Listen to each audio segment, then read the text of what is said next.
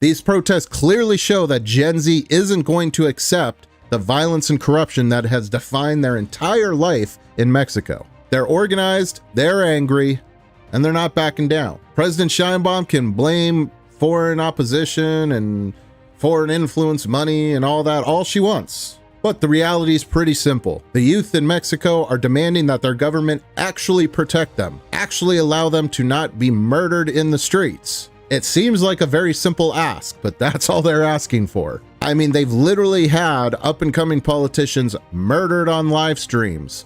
Another up-and-coming politician decapitated and his head left on the hood of his car. These are not small acts. This is things like Charlie Kirk happening on a near weekly basis in your country.